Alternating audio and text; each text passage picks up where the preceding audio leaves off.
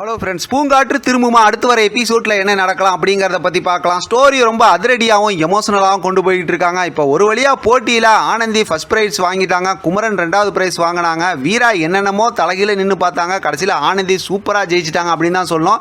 ஜெயிச்ச ஆனந்தியை குமரன் ஸ்டேஜிலே போய் பாராட்டினார். செம சூப்பரான ஒரு மூமெண்ட்டு. இப்போ ஒரு வழியாக ஆனந்தியோட ஃபேமிலியும் குமரனோட ஃபேமிலியும் நல்லா ஃப்ரெண்ட்ஸ் ஆகிட்டாங்க. அதே நேரத்தில் இப்போ ஜெயிச்ச இந்த பணத்தை வச்சு என்ன பண்ண போகிறாங்க அப்படிங்கிறது தான் இன்ட்ரெஸ்டிங்கான ஸ்டோரி. ஏன்னா இப்போ ஆனந்தி கூட பார்த்தா அப்படின்னா குணவதியும் சேர்ந்து தானே ஜெயிச்சிருக்காங்க. ஆனால் குணவதி எப்பயுமே ஆனந்திக்கு தான் செம்மையாக சப்போர்ட் பண்ணுவாங்க அப்படிங்கிறது நமக்கு தெரிஞ்சது தான். இப்போ பார்த்தோம்னா ஆனந்தி கிட்ட சொல்லி முதல்ல அவன் மோரக்கட்டையில் போய் அந்த பணத்தை தூக்கி எறி அப்படிங்கிற மாதிரி தான் சொல்லியிருப்பாங்களாட்டிருக்கு. அதனால தான் ஆனந்தி இன்றைக்கான ப்ரொமோவில் அதிரடியாக அவங்க அப்பா கூட அதாவது வீரா முகத்திலே அந்த பணத்தை தூக்கி எறிஞ்சாங்க. சரி, இப்போ நம்ம கதையை கண்டினியூவாக பேசுவோம். அப்படி பார்க்கும்போது அடுத்து பார்த்தோம் அப்படின்னா எப்படியாவது ஆனந்தி தான் குமரனோட அப்பாவை காப்பாற்றினாங்க அப்படிங்கிற விஷயம் தெரிஞ்சுன்னா இன்னுமே ஸ்டோரி செம சுவாரஸ்யமாக இருக்கும். ஏன்னா அவர் தெரிஞ்சுக்கிட்டாருன்னா இப்போ இவ்வளோ பெரிய உதவி பண்ணியிருக்காங்க அப்படின்னா அவர் குமரனுக்கு இன்னுமே ஆனந்தி மேலே ஒரு காதல் வரத்துக்கு வாய்ப்பு நிறையா இருக்குது. கோட்டி குமரனே சும்மா இருந்தாலும் கோட்டி சும்மா இருக்க மாட்டாராட்டிருக்கு. அதை இதே சொல்லியே உசுப்பேத்திக்கிட்டு இருக்காரு. இதுக்கடையில் பார்த்தோம் அப்படின்னா குமரனோட அண்ணன் இருக்கார்ல ஆனந்த், அவர் ரெட் கலர் புடவை கட்டியிருக்கவங்க தான் அவங்க வாழ்க்கையில் வர போகிறாங்கன்னு சொன்னாங்க இல்லையா. நம்ம கூட ஏற்கனவே காமெடி கொஞ்சம் பேசிகிட்டு இருந்தோம்ல.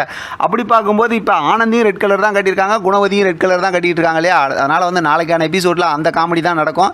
இப்போ ஒரு வழியாக பார்த்தோம் அப்படின்னாக்கா அது சம்மந்தமாக பேசினாலும் இப்போ குமரனாலையும் எடுத்தோன்னு உடனே பேச முடியாதுல்ல. நான் ஆனந்தியை லவ் பண்ணுறேன் அப்படிங்கிற மாதிரி எதுவும் சொல்ல மாட்டார்ல.